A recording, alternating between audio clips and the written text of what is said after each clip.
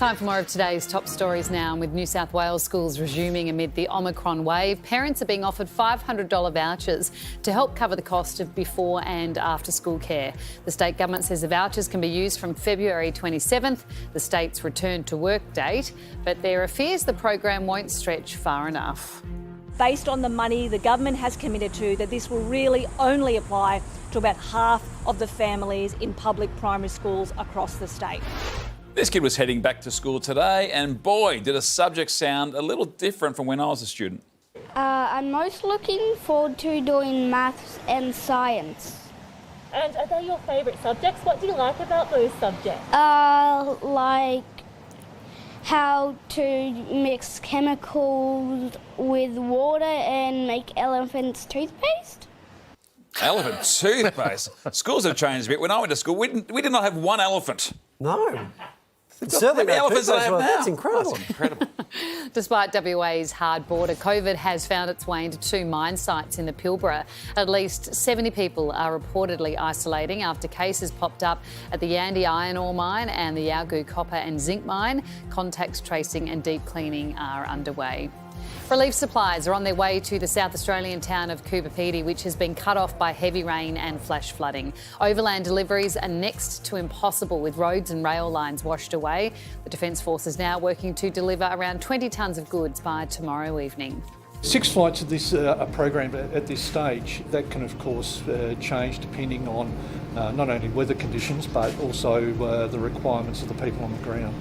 And Rafael Nadal is yet to wipe the smile off his face after becoming the world's most successful male tennis player. He's now won a record 21 Grand Slam titles following last night's epic 5-set victory over Daniil Medvedev in the Australian Open men's singles final. Rafa says he's hardly slept since, but the effort and exhaustion has been worth it.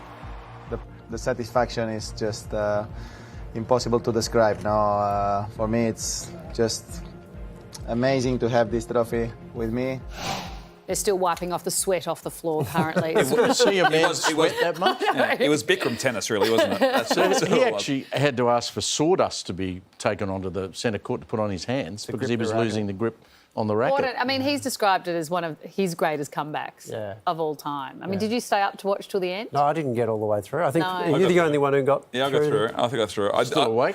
Yeah, no, it was. It was quite thrilling. I mean, obviously, it was thrilling, but it was just incredible. And you know, a lot of people are talking about if Djokovic was there, but it doesn't matter because he's the GOAT now. Where would you place it in terms of great sporting comebacks? I mean, I think that's a conversation people have going forward. Tiger Woods has to be ahead of that. Winning the Masters after his back injury. Injuries and all that sort of stuff. Yeah. But he had COVID recently, though. And he had a busted foot or something wrong with one of his feet. So pretty amazing. Absolutely. And the crowds, what do you think of the crowds, Price? You're OK with the crowds? I think the tennis needs more of that. I think it gave the whole tournament a real lift that some hoons in the crowd were It's yelling only when they're yelling at... I'm watching the game and I'm often nervous that somebody's going to yell at during a serve. Like, I shouldn't feel nervous. No, I agree. That people are doing that. And when they threw that bloke out in the Kyrgios match, I mean, Nick Kyrgios said, mate, you're acting like a dickhead, get out. That's a problem.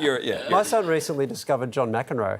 Oh, and he's got a new hero. It's like, this guy's great. Why is no one like this Has he anymore? seen the YouTube footage of him belting the cups of water with his racket all over the Oh, court? yeah. How could you not? That's one of the Fantastic. classics.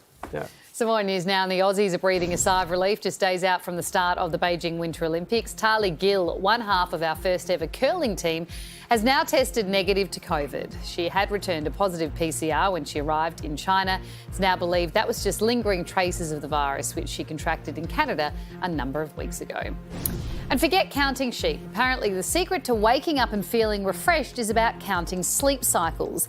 The trick is to go to bed at exactly the right time so that you wake between cycles, which last for about 90 minutes. So if you need to be up at 7 a.m. in the morning, go to bed at 9:46 p.m. or 11:16 p.m. For 6 a.m. alarms, you should be in bed by 8:46, 10:16 or 11:46 p.m.